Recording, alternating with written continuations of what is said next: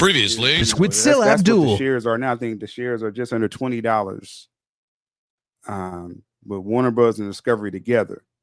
Zaza feels once you separate Warner Bros. From Discovery and the cable channels, that Warner Brothers, those shares could shoot up and it'll be actually worth more. So that's why he wants to wait. Zaza wants to wait. Paramount, I feel they're going to just survey the situation, and when they need to really stamp this deal down, I think they will get it done. But I kind of want to see this go into next spring, where you split Warner Brothers from Discovery and cable channels, and this could be like a wild, wild west of bidding. As it says here, CNBC reported that the companies, they definitely are in talks about a deal. And the only disagreement was the price. Again, that Zack Snyder is obviously still showing his interest in DC, but then also too that, again, there is interest in this Snyderverse. And obviously if he decides to, do one more project, or as was stated before. But right here, again, with the Deathstroke picture, he says Joe Manganiello is the perfect Deathstroke. I think a lot of people agree with that. People, obviously, their minds go to the BATFLECK movie that we didn't receive, but maybe if Amazon comes in and scoops up Warner Brothers next spring, they have a good relationship with Artist Equity. I believe Ben Affleck can do his Elseworld BATFLECK project. I think that's possible. I think it's definitely possible, and that would be cool if he grabs Deathstroke. So as I stated before in the clip, and what we have right here, it's just showing for like several things that, again, Zack Snyder has not moved on from DC, but also too, just the popularity of his version of DC is still strong. And I know there's some people that don't like his DC too, just like with Gunn. Like, everyone doesn't have to like the same thing, but you can't deny the epic and just the interest that's there. Again, talking about Zack posting on Instagram, they say here, Zack can post whatever he wants. I don't care. What I do care about is why he might post something. Saying Henry Cavill is Superman is true because he made that Superman. But saying Henry Cavill is Superman to just stir up his fan base, because that's why he posted it, is not okay. He's currently making a movie called The Last Photograph, and that's the movie he should be focusing on, not stirring up the pot from a universe from 5 to 6 or how many years ago. That's my issue, Sil. Now, I respect this comment, and I think somewhat the replies to this was somewhat respectful, but this comment kind of stirred the pot a little bit too. But do I believe Zack Snyder is just trying to stir up his fan base? I believe, and I think most Snyder fans from the release, the Snyder Cut days, will see that Zack knows how to keep things in conversation. And when Zack is keeping something in conversation, it feels like it's always for a reason. And so I believe Zack has not moved on from DC. I think that's true. And yes, I believe he wants to. He wants to keep this in conversation because I believe it's a possibility he can do, his Elseworld project and likely finish his story. So I don't see anything wrong with that, to be quite honest. I don't think this is infringing on what James Gunn is doing, just like Matt Reeves is not infringing, or Gunn is not infringing on Matt Reeves. They all can do DC, right? They all have different visions. So I think that's the beautiful thing with DC. So I don't take it as negative, as a negative thing. And yeah, he's making The Last Photograph, and I want to get some attention to The Last Photograph.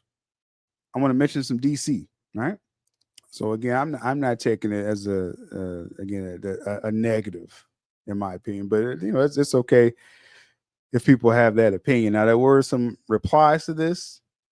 As they said, he told you that's why he posted it, to stir up the fan base. Because otherwise, you're just inferring. Yeah, I mean, everyone's having their opinion. Another comment says everything is marketing. We will support the last photograph, and we want the Snyderverse to be completed. Just say you don't like Snyder. Why have you ignored all his last photograph behind the scenes stills? He has been posting a lot. I don't like gun. I don't know I don't know where that last part came from. That's the classic, right? It's, I hate James Gunn. Just out of nowhere. I hate James Gunn. Like, I guess he's just showing you, like, hey, if you just don't like somebody, just say it, right? I guess that's what that was. But um, like I said, overall, I don't take this as a negative. And I do believe, I do believe Zack Snyder, he knows what he's doing, causing these discussions. And I can't wait till he drops a Ben Affleck picture, because or a Gal Gadot, because the internet's gonna go wild. So everyone's looking at his Instagram now. Just like we used to look at his Vero accounts. He would drop the dark side picture. He'd drop, different behind the scenes stuff, keeping that conversation going. So I don't see that as a bad thing. I think everybody can eat.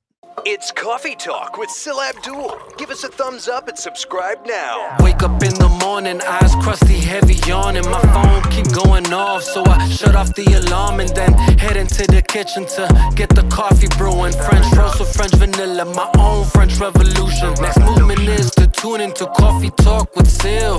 My girl is toss a yap if I tell her she need to chill. I hear enough of the yapping from all of these goofy shills. Plus I'm trying to be informed of whatever's the latest deal. For real.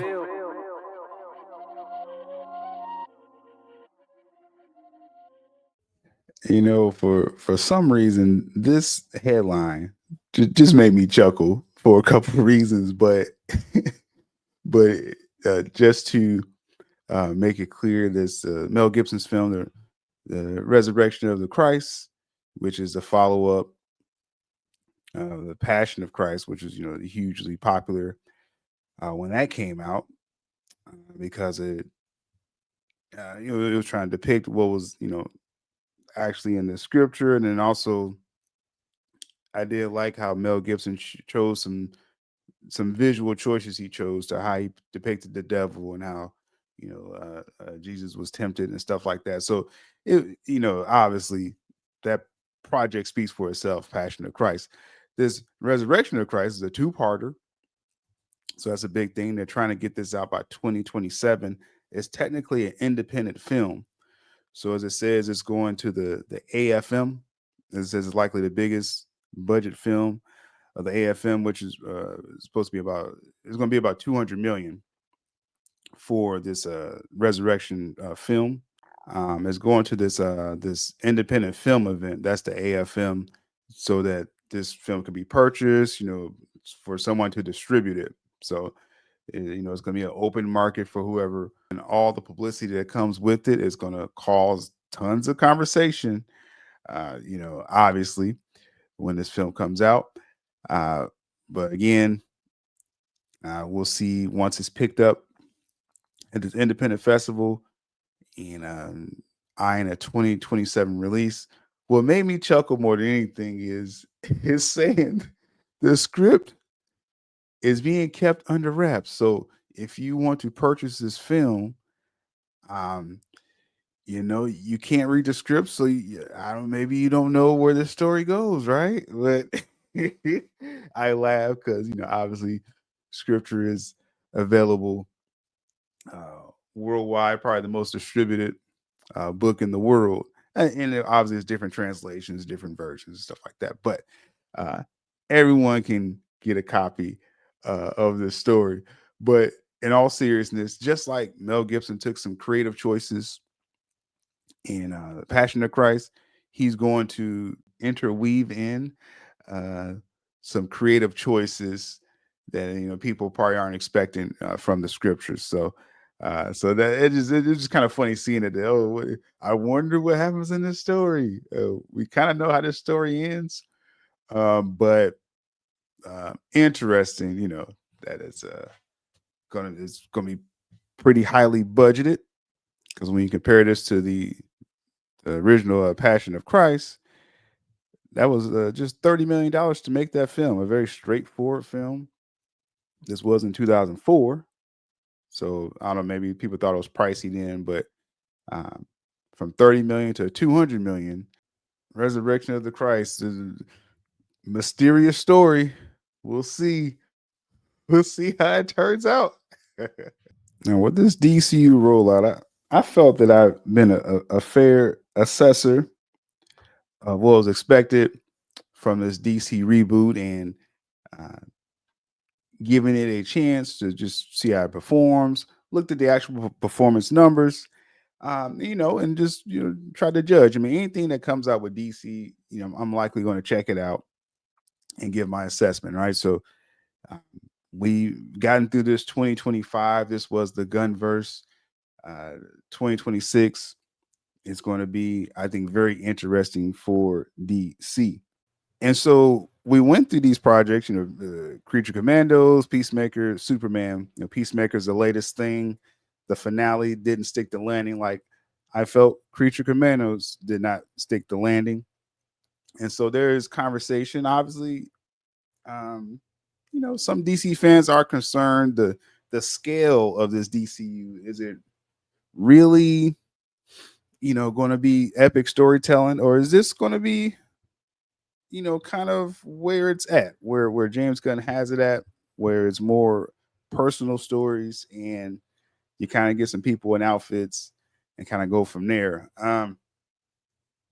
Like I've always said with the Superman film, I thought it was a good character development. The scale didn't really feel there all the time. That's probably why the Mr. Terrific scene stands out so much, because that was just the coolest thing in the entire film. I mean, even if you look at the Superman versus Ultraman engineer fight, when I was covering the behind the scenes, that was, I thought, were going to be the most exciting thing in the Superman film. And we really didn't get a lot. We really didn't get a lot of that fight in that baseball field, which, because I covered tons of that. And those some of my most popular videos on my Superman channel, and it's good to keep in mind the Superman channel is part of the sylabdul Geek Network. Link in the description. Check those channels out. But so yeah, that was weird. So I think my stance is clear with that. That this first wave of DC, we're still in the middle of this first wave. It continues in 2026 up to Clayface and Supergirl. And you got the Lanterns series.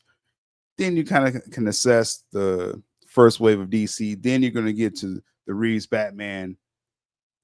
That's kicking off that second wave with Man of Tomorrow. And get these different flavors of DC. So, and keeping this open mind, you have these quotes. James Gunn went on a podcast spree, popping up on probably some of y'all favorite DC channels. And I gotta say, I mean, I kind of want James Gunn to just stop talking about future projects, because it's never clear what he's trying to say. Things continue to change, and it's not really building, in my opinion, not really building excitement for any of this stuff. Like I said, the Reeves Batman thing has the excitement. Supergirl has excitement. Clayface. So we know those things are, coming, or trying to make the Reeves Batman. Man of Tomorrow, we'll see. And let's just kind of stop there. Let's not even talk about anything else. You can give us more clues about Supergirl. Let's just kind of talk about stuff that is. If something's just in development, or we changed writers, or this ain't working, it's really not exciting hearing about stuff like that. But we got a couple quotables, as we see here with the Dark Side. Not a bad quote here. James Gunn being asked about, is Darkseid the big bad of the DCU? He says, using Darkseid as the big bad now is not necessarily the thing. because Zach did it so cool in his way, and because of Thanos and Marvel. Now we all know, if they would have left Zack Snyder alone back in the day, we would have got Darkseid before Thanos. But obviously, Gunn understands that, and I think people in the know understand that. But this is interesting. It makes sense. It makes sense. This is why you don't immediately have a new Flash, and you want to distance yourself a bit from these iterations that just occurred. That's why you probably won't see Aquaman immediately. It's just when you have these IPs, you want to again just have some space between different iterations if possible, unless it's a clear Elseworld take, like Reeves' Batman. But if Darkseid's not going to be the big bad for DC, then I think, and I said this on social media, I was like, well, then I guess you probably want to lean into a crisis event. I know a lot of people was hearing, or at least this has been talked about, that James Gunn wants to use the New Frontier approach of Justice League fighting the Center. That'd be a nice, if they're doing that Justice League crossover by 2031, the Center will be a good, big bad, for that fight. And then I think really after that, you really just do your DC versus Marvel thing with Feige. And then I think Gunn's DC is going to be over. I think, it's supposed to be what, first supposed to be a 10-year plan. Then it was kind of like 8 to 10 years. Now it's like 6 to 8 years is the plan. And, Gunn's talking about the Superman saga. We'll talk about the impending sale of Warner Brothers and how that may intertwine with all this. But I think Gunn's story is, you kind of get these different characters. You try to expand the world, then have a huge crossover.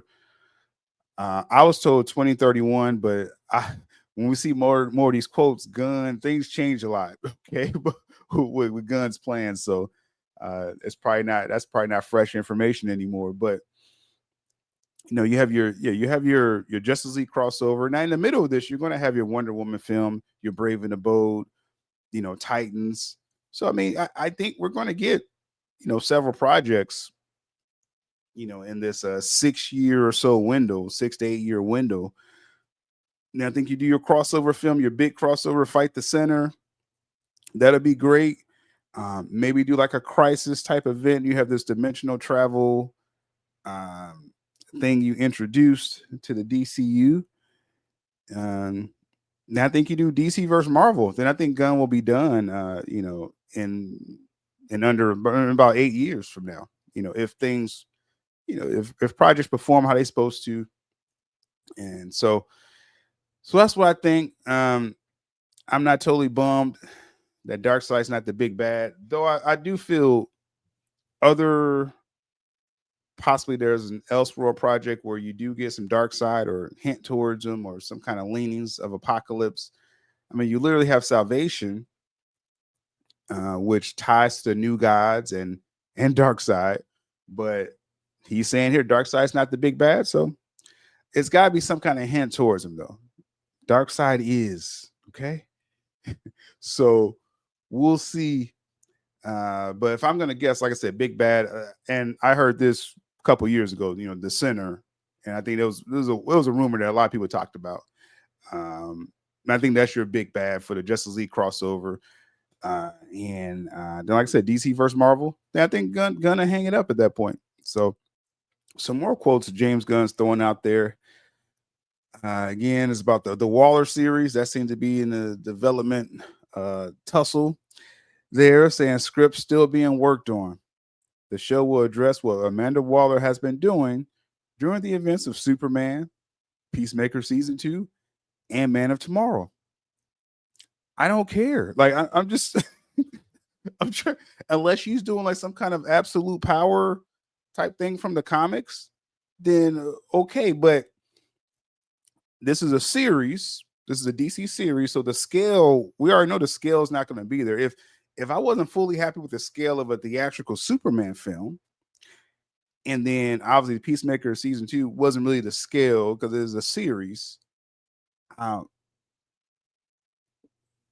would I think that Amanda Waller is doing something epic in this series? I'm just saying now, hey, this could be content for content's sake, meaning, we can kind of show behind the scenes and tie some loose ends or something like that. But, going from, hey, there ain't gonna be no dark side, but hey, we're gonna find everything out about Amanda Waller behind the scenes. All I'm saying, Gun, is, and again, this is a series, so I'm not expecting something major here. But Amanda Waller needs to definitely be, and when I say absolute power in the comics, she found a way to basically steal all the heroes' powers and frame them in the media. It was an overarching story, which I know they're not going to do. So I just don't know how interested I'm in. Like, it's okay, Waller series. Okay, okay. Now we was touching on the Lantern series, and like I said, I think that's gonna be pretty good. If you're talking now, again, it's a series. Where will the scale be? I'm just a little iffy on the scale of these projects, but I think Lanterns. I think have a great cast, great crew with that. So people are talking about the importance of this, and again, setting up the DCU. I can't really trust Gunn talking about setting up stuff anymore. After Peacemaker, no, I can't really trust you. And again, I keep going back to Creature Commandos, or again, each episode was hitting with, the backgrounds of these characters. It was building up to a major event in the finale. And then I feel Gunn dropped the ball in the Creature Commandos finale. Now we're getting that same feedback from Peacemaker season 2. Gunn, just stop talking about setting up the DCU. Just, hey, Supergirl's coming out. Okay. Excited. Lobo. That's going to be good. That film's going to be great. Clayface, low budget horror, DC horror. All that sounds good. Lanterns, we'll see the scale where there's supposed to be some cosmic elements. So we'll see the scale, but let's not talk about setting up and, wait till you see the finale. Don't say that no more, Gunn. You actually are not allowed to say that. Like, when you say that now, just don't talk about finales anymore. But the quote here is, he says, well, I think it's everything. I think there are important characters. So that by itself is important. Without anything else, it's just like how Peacemaker is an important character. And so there's that. But there's also other things that kind of go far into the future in terms of what happens in that show. I don't believe you, James Gunn. Okay. I don't believe you when you're talking about setting up the future and wait till you see. No. Just, they got good performances. We'll be the judge if this is setting up something, Gunn, because all that talk about Peacemaker, wait till you see episode 6, 7, and 8. Now, I give you credit for episode 6. I'm on record saying that was the best. That's probably the best thing James Gunn has ever done. Episode 6 of Peacemaker season 2. And you needed the buildup of the previous 5 episodes. So that 6, and a lot of people like episode 7, the ramifications of that episode. So that was some of the best stuff you've done, Gunn. It's just sticking the landing that seemed to be a problem with these series. It's just in my opinion. And your judgment on what's going to be awesome for DC fans. Just let us decide that, okay? But like I said, keep doing your thing. Just, you're just gonna have to tweak some of these finales a little bit. Like we are here. This is just another example. I don't want to say it's like deflating updates. It's just, Gunn, just let us know when you're ready to make Brave and the Bold. Let's just make it a unwritten rule. Don't talk about any projects till you're actually ready to make them, because it's not hyping. Hey, let me know in the comments below if this is hyping. First off, because there's different audiences I'm talking to here. So obviously, if you don't care for James Gunn's DCU at all, then you don't care about any of this stuff. But those who, either like me, giving this DCU a chance, and we may have our critiques, or those who are all on board with this DCU stuff, does this excite you when he's like, hey, you know, we don't got a Batman yet? And that story, all major changes, as it says here, you know, they haven't cast Batman. The story is undergoing major changes since the film was first announced. Now, the film was first announced as, you know, centered around Damian, you know, the little assassin, which like this was the most exciting project that Gunn originally announced, and it's probably the last one he's going to make. So it was about Damian, you know, and coming into the life of Batman. People know in the comics in the Grant Morrison run, where you had the League of Assassins, you had Talia, you had Man Bats, plural. You had a lot of stuff going on in the comics, a lot of potential for this project, right?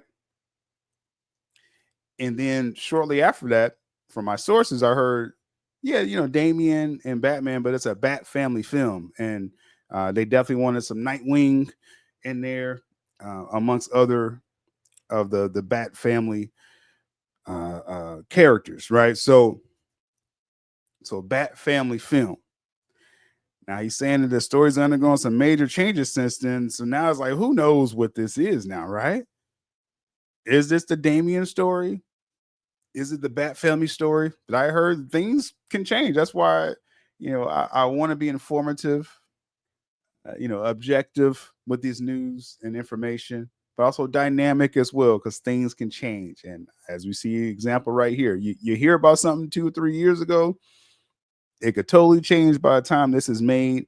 If this is made, I guess let's kind of give my take on the Batman situation with DC right now.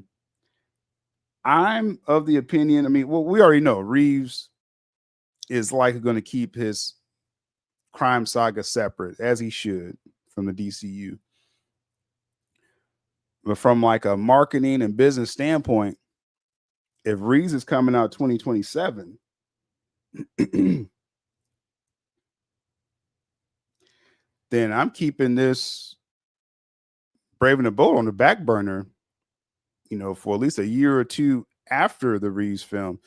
And Reeves, I was told Reeves has a trilogy story idea for his crime saga. Doesn't necessarily mean that he's going to make a trilogy. He could tie up his theatrical story in this next film, Reeves, and then do some of these spin-off projects like another season of Penguin, and things like that. Side note, I don't have this on the screen, but Gunn said the Arkham project is just it's possibly dead. The Arkham project. Yeah, we got it right here. The Arkham project. He's saying no one's attached to the Arkham series anymore. He says, you know, it just didn't work. It's like, bro, like, let's just not talk about these projects no more, Gunn. Let's just not until let us know just when your script is ready, then start bloviating and hinting stuff. Don't do this Blue Beetle again. You know, again, I covered that on a recent episode that they were asking you about Peacemaker cameos, and you was like, "Oh, Blue Beetle, you may not be in luck." Whatever you was saying, like, good, just stop. Again, Supergirl's in the chamber. Let's build up hype for that. Clayface, I like when you was talking about, oh, I'm seeing the dailies on Clayface and the practical effects. That's all that's cool because we know it's happening. You know, this Arkham series, I mean, is it going to happen? We don't know. Brave and the Bold, I would stop talking about Brave and the Bold as well. You know, all things Bat right now, crime saga. I mean, I just think overall, I don't know if they really thought this through. You know, how all these IPs were going to work. When you do reboots like this, because remember, you know, in 2022, Black Adam's coming out. You got Cavill in the end of Black Adam. You brought Cavill to the set of The Flash to shoot scenes, and then we were setting up Man of Steel sequel, and then you just quickly pivot because see, if Cavill was left in the Flash, then that was signaling the last ride of the Snyderverse. Reeves was still going to do his thing, Elseworld, and it would have been no confusion. You had the Flash film with 3 Batman in it. None of them was Pattinson. No one was confused about that. They were just confused with the bad CGI in the Flash film. But and I still think Flash is a good film. But so it was going to work. Last ride of the Snyderverse. Gal Gadot, Wonder Woman 3, BATFLECK's Lost in Time. You was probably going to do the Flash sequel, which was a team-up film to explain, getting him out of time. And then you do likely you do that final story with Zack Snyder would have done a verse Darkseid, and that would have wrapped up the Snyderverse. And then you just you reboot and go from there. With them pivoting so hard after Black Adam and really just yanking out anything tying into the Snyderverse from the Flash and Aquaman 2, you're kind of left in limbo right there. And then you're like, oh, we're going to do a Brave and the Bold film. And it's like, do you really like a rebooted Batman while Pattinson is still a thing who's pretty much a rebooted Batman? See, Batfleck would have worked because this was already set up in BVS. He's the aged, this is Dark Knight Returns, basically, Batman. So again, the audience, and they understood his role in the Flash film. It didn't confuse anyone. Rebooting Brave and the Bold Batman, it would confuse people. We're not really confused. It's just like, why? Why do we have a rebooted Batman?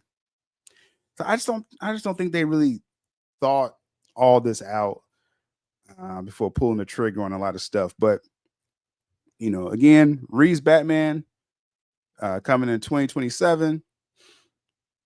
Brave and the Bold, I mean, at the earliest it'd be 28, maybe 29, maybe never. But they really gotta. It's just best gun. Let's not even talk about projects that don't have a script. Let's just not even do it. So this headline here, I feel like I'm coming from the future, as the late great Mikey Sutton would say. Coming from the future. This timeline right now, today is May 17th, 2021.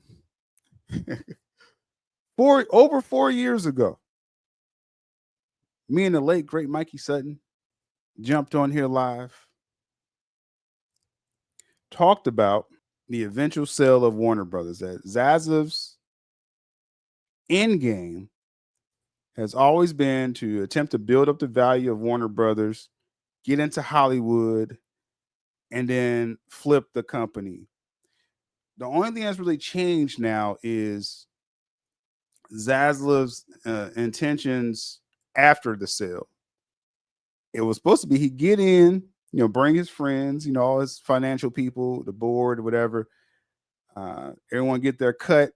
We're going to flip it. And then it's the retirement plan. But after a couple of years of being courtside on the Lakers games and, rubbing shoulders with people in Hollywood, Zaslav kind of want to stick around a little bit. So any deal that he's going to take, that Zaslav is going to take of someone buying Warner Brothers, Zaslav still wants a seat, probably on the board or a special consultant.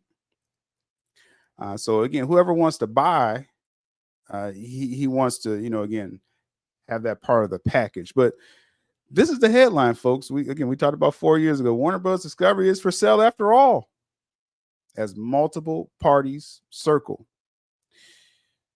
The board of directors is also considering other strategic alternatives to maximize shareholder value. Stock prices have been just going up and up for Warner Brothers since this whispering of sales. And again, like I said, just this confirmed everything me and the late great Mikey Sutton brought up. I'm going through my archives right now because a year ago YouTube tried to shut my channel down, demonetized me and everything, and so a lot of my videos was kind of jammed up. I'm able to go through my archives. We're gonna pull some video, some fresh video from 4 years ago, because I see a lot of people who understood what Mikey was saying back then, and that's when I started getting my sources, and we tackled that story together and maintained it throughout. See some people popping up like, yeah, I knew Warner Bros. Was going to sell, but did you know 4 years ago? Then you was rocking with the best back then. Then that's okay. Hey, just give props where it's due. Mikey had this dead on, and I had supporting information, and that is what it is. Don't play in my face about this. And like I said, we're gonna pull some video, but let's go further because it's not even about being first about anything. I'd rather just be right. Because now this opens up all other alternative conversations that people just going off their feelings so much, and that was actually what's actually happening. What do I mean? Let's go more into this story here, because this may be a free for all with this sale. As they say here, sounds like Warner Bros. Discovery is for sale after all. Amid swirling reports of bidding interest by Paramount Global, the WBD Board of Directors says it has initiated a review of strategic alternatives to maximize shareholder value. That's the first acknowledgement of a metaphorical for sale sign hanging from the iconic WB Tower. In a press release Tuesday morning, Board of Directors says it received unsolicited interest. Hey, we weren't shopping Warner Brothers. This is unsolicited from multiple parties, and they're listening. So reviewing these strategic alternatives, again, they want those share prices to go up. It's nearly $20 if it hasn't broke $20 already, because the shareholders, Wall Street, is excited for this potential, and they think the profits will only go up. So all signs are pointing obviously to a sale. Now this is signs was already pointing to a sale prior to this, but now it's out in the open. What are these strategic options? It includes a split and spin, just like what NBC Universal or Comcast, we use that interchangeably. Universal, Comcast, same thing, where you separate the company and either spin it off or sell it. Split and sell, that's the best thing. So as we all been anticipating, when people continue to ask, who's going to buy Warner Bros., I was like, well, they're going to split first. And then Paramount tried to jump the gun and buy everything. But that's why I said it's all about leading up to this split next spring. Then I think they'll sell. Paramount was the wild card. They came in and they was like, hey, we'll buy the streaming and studios and the cable channels and Discovery, and just kind of figure out, you got gaming, you got everything with that. But the problem is, just as the report said, I think yesterday, Paramount is lowballing because no one else is trying to buy all of Warner Bros. Together. Comcast is not interested. They already looked at this earlier this year, and it was like, we don't want all those cable channels and Discovery, so that's why Zaza was like, okay, well, we'll split things in 2026, and then it'll be an open bidding war. Well, Paramount's they tried to get ahead of that, but they've been lowballing Zaslav, and it seems like Zaslav is more intent on saying, okay, let's get to next spring, and then I think I can get more for the studio and streaming side. That's where all the film studios, Warner Brothers Films, New Line Cinema, DC, everything over there. With the gaming will be with that as well too. I think I can get more after we split, right? Got a quote from Zaslav. He says, we continue to make important strides to position our business to succeed in today's evolving media landscape by advancing our strategic initiatives, returning our studios to industry leadership, and scaling HBO Max globally. And mission accomplished. 2025 is the year of Warner Brothers. They've had an insane theatrical streak since Minecraft earlier this spring. and HBO Max has only grown globally. So definitely, and again, then the thoughts that some investors going to come in and buy the company or merge with the company. That's why Wall Street is excited. That's why my stocks have gone up in Warner Brothers, because like I said, they were $6 a share a year ago. Now they're 20. Now, if you had, like 100 shares of Warner Brothers last year, you do the math, $6 to 20 per share, you got a little profit. You got a little profit with that. It says we took the bold step of preparing to separate the company into two distinct leading media companies, Warner Brothers and Discovery Global, because we strongly believed this was the best path forward. It's no surprise that the significant value of our portfolio is receiving increased recognition by others in the market. After receiving interest from multiple parties, we have initiated a comprehensive review of strategic alternatives to identify the best path forward to unlock the full value of our assets. As we talked in a previous episode, Paramount, David Ellison was trying to pitch a $20 per share bid for Warner Bros. Discovery. That was shut down, I think, a couple times. And then he went as high as $24 per share. And that was rejected as well, too. If you want to buy Warner Brothers right now, Zaza is saying you need at least $30 or more per share to buy everything outright. If we get to the split, I think the shares will probably double, but you're only getting the studio streaming side at that point, which that's all that people want is the film and streaming and gaming. So who knows how high those shares will go, but Paramount, in my opinion, pump faked, and I think they're going to miss their opportunity because they've been rejected 3 times. And they, like I said, they may have to overpay if they, not counting out Paramount overall, but they will have to overpay to get Warner Bros. Discovery whole. So really, this just brings us to, who do we feel can step in? Because I think all this is going to the split. I'm leaning more towards the company is going to split. It's going to be a free fall. Zaz is going to get and people are really going to overpay then for the more valuable part of the company. Now, will Paramount still be in game? When this split happens, maybe so. Maybe Paramount's biding their time. Again, putting in these lowball bids and seeing when things split, and then maybe Paramount really will open up the vaults and overpay then. That's possible. There were other reports that a second company, a mystery company, also put in a bid, and they bidded more than Paramount did. So Paramount did $20 per share. Then I think they went as high as $24 per share. Another company came in and apparently did even more than the $24, maybe not over 30. And they were rejected as well. And then Zaza came out with this statement basically saying, hey, either overpay now because we're going to hit the market next spring with this split, right?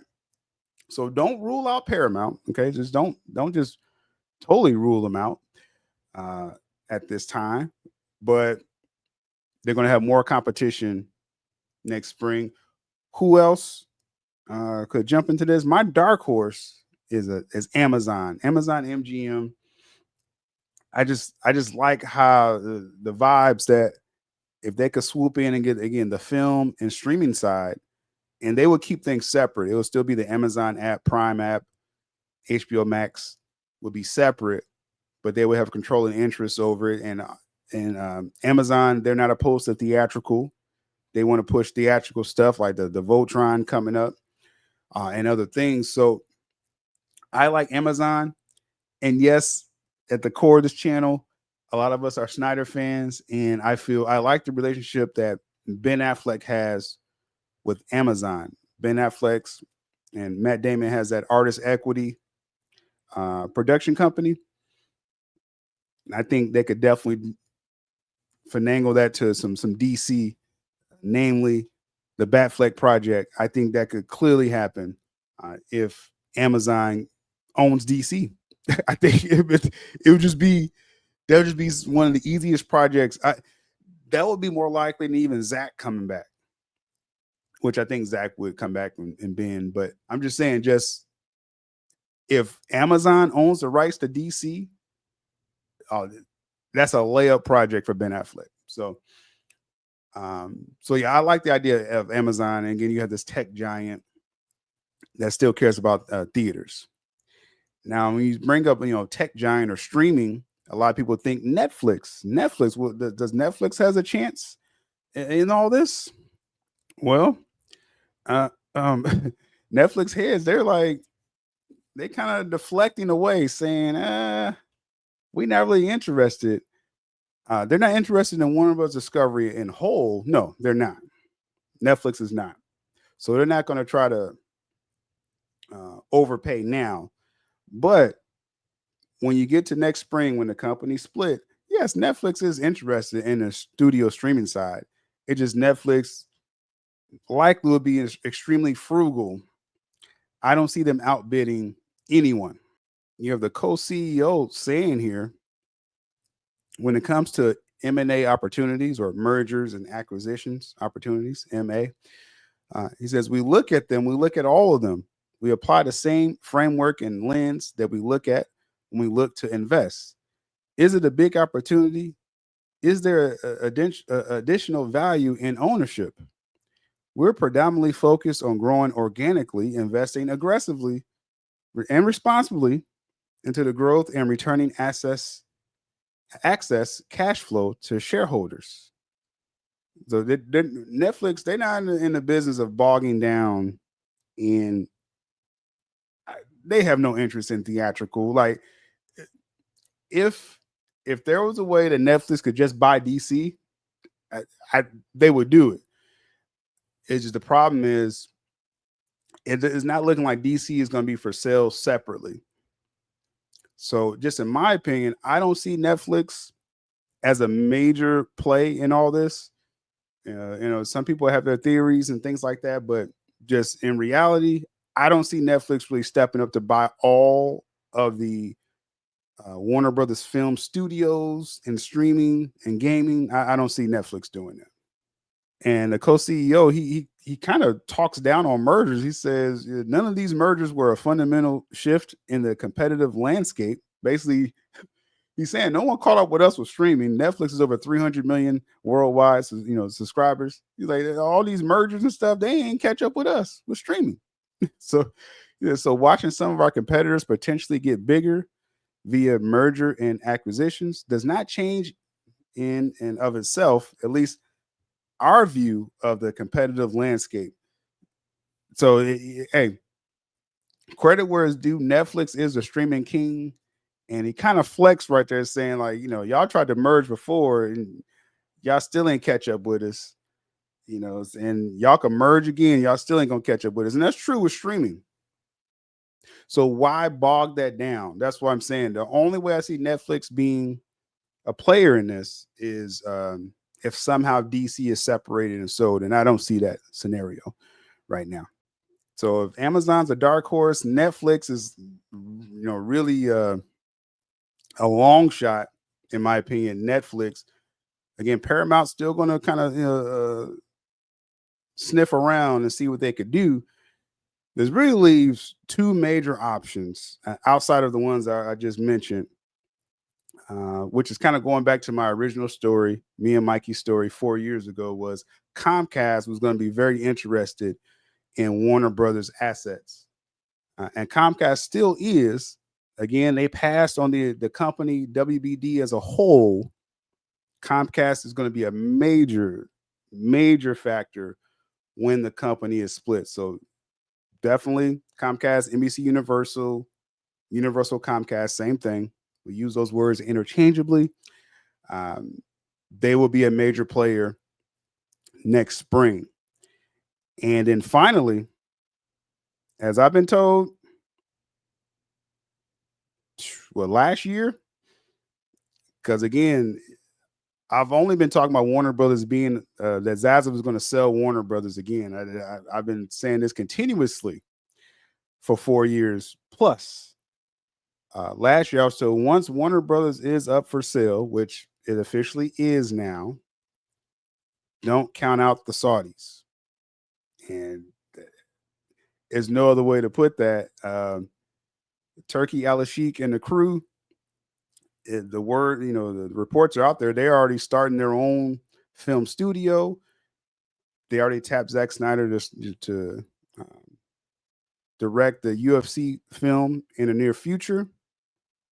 They have a film studio, and they will be very interested in Warner Brothers streaming and studio next spring as well. Do not count them out. So, like I said, overall, my pick, I think Comcast will be, if I'm just, you're saying the most likely scenario, I think Comcast will probably be the most likely scenario. My dark horse is Amazon. Paramount will sniff around. Netflix, the extreme long shot. The Saudis, don't take your eye off the ball. That's still a possibility. Now this ain't fair anymore. All right. We knew with Zack Snyder that, he was on Instagram. We saw the Henry Cavill post went crazy. The Joe Manganiello Deathstroke post went crazy. And I said, I was like, if he drops a BATFLECK picture, look out. And lo and behold, Zack Snyder drops the BATFLECK picture. As Zack Snyder puts here, one of my favorite Batman photos. He talks about he took it with his camera. The crowd goes wild. What is Zack Snyder doing to us, man? This is pretty epic. First off, as I said with the Henry Cavill picture, Zack knows how to keep DC in the conversation. The possibility of doing DC again. I mentioned as far as, when Warner Brothers, is going to be sold, that Amazon has a play in this, and they have a good relationship with Ben Affleck, a good working relationship at least. And I could see the BATFLECK project happening if Amazon buys Warner Brothers. As far as the gun side, the DCU side, as long as DCU is, again, making this profit, I don't see anything changing that. I think Gunn's going to get a chance to tell his 6 to 8 year story, no matter what happens with this. Because let's just say Warner Brothers is sold 2026. Well, it's going to be sold 2026. It's going to take about 2 years for that to kind of iron out and start getting new leadership in there, probably around 2028. By that time, Gunn's going to already be in the Reeves Batman, Man of Tomorrow, possibly Brave and the Bold, Wonder Woman phase and all that. And as long as, again, everything is somewhat successful, then he'll be able to finish out his story, for a couple of years there before they, reboot or anything like that. So,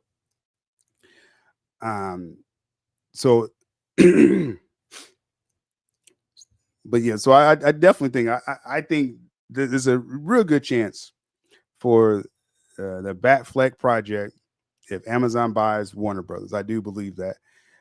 And as far as Zack Snyder, again, as I always say, he is open to finish his story. He continues to talk about it. He's made it very clear, that he wants to do a DC project again. He says The Dark Knight Returns. I think that's code for finishing his story. That's my conspiracy. And with him continuously, again, posting DC associated things, I think it's very clear. I think it's very clear with that. And I try to make it very clear that this isn't threatening, James Gunn's DCU. Once Warner Bros. Is sold in 2026, Gunn's going to have those couple of years to get his projects out, to set up new projects. And then let's say a changeover does happen. Let's say we get to 2028, new ownership is, in their seats, and they just say, let's start gearing a reboot. Then Gunn may do like one more farewell project or something like that. But we're years away from that, right? So we're just talking about the business behind it and the possibilities of what can happen with Warner Bros. Being sold. And as I said before, Amazon, my dark horse. I truly believe the BATFLECK project is somewhere in there. And overall, though, no matter who gets ownership of Warner Brothers, I feel Zack Snyder is going to get a chance to do his Elseworld story and peace out. So interesting stuff. Interesting that Zack is posting this stuff. It got us all talking. And I think that's what this is all about, is keeping it in the conversation. Let me know in the comments below. This is an amazing picture of BATFLECK. Let me give you more reasons to follow the homie Sil for the latest news, scoops, and moves he's about to reveal. From coffee talks to special brews, I'm out of burgers for meals. A cup of bourbon with that tea that's about to get spilled. Like, what's the latest word? Yo, Sil, we need to know. Tell us what you heard. Yo, Sil, we need to know. The ins and outs, who's walking out, buying in. We need to know your thoughts on what's new, what you do to stream a hell of a show. Let's go. Take out your pen and paper, sit down and take notes. Sil is the realest among imposters, scavenging cutthroats. So, what's the latest word? Yo, Sil, we need to know. Tell us what you heard. Yo, Sil, we need to know. The ins and outs, who's walking out, buying in. We need to know your thoughts on what's new, what you do to stream a hell of a show. Let's go.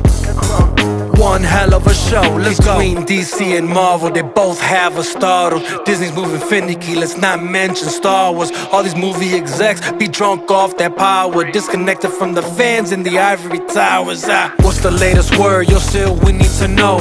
Tell us what you heard. Yo, Sil, we need to know. The ins and outs, who's walking out, buying in. We need to know your thoughts on what's new, what you do to stream a hell of a show. Let's go. When they keep making the same mistake, that's what you call insanity. They can't even acknowledge their self-inflicted calamity. What's the latest word? Yo, Sil, we need to know. Tell us what you heard. Yo, Sil, we need to know. The ins and outs, who's walking out, buying in. We need to know your thoughts on what's new, what you do to stream a hell of a show. Let's go. One hell of a show, let's go. Scoop Senator, coffee talks, also covering analytics, making his own reviews, cause it's always been the critics. They clout chasers, money driven, repeating the latest gimmick. Come over to Sil Nation where true vision is given. Listen, what's the latest word? Yo, Sil, we need to know.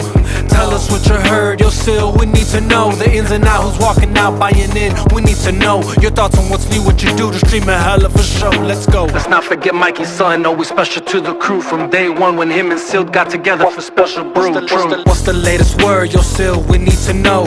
Tell us what you heard. Yo, Sil, we need to know. The ins and outs, who's walking out, buying in. We need to know your thoughts on what's new, what you do to stream a hell of a show. Let's go. One hell of a show, let's go. I guess I'll finish on this note. When the niggas go flip mode, they turn gremlins, I'm gizmo. Come from my people, my kinfolk. For them I ride for and kill for. With this pistol I'm skillful. Shit can really escalate till it all goes abysmal. What's the latest word? Yo, Sil, we need to know. Tell us what you heard. Yo, Sil, we need to know. The ins and outs, who's walking out, buying in. We need to know your thoughts on what's new, what you do to stream a hell of a show. I'm a watchman, forever vigilant, steady watching and listening, disciplined, militant, killing these dudes that started visiting. What's the latest word? Yo, Sil, we need to know. Tell us what you heard. Yo, Sil, we need to know. The ins and outs, who's walking out, buying in. We need to know your thoughts on what's new, what you do to stream a hell of a show. Let's go. One hell of a show, let's go.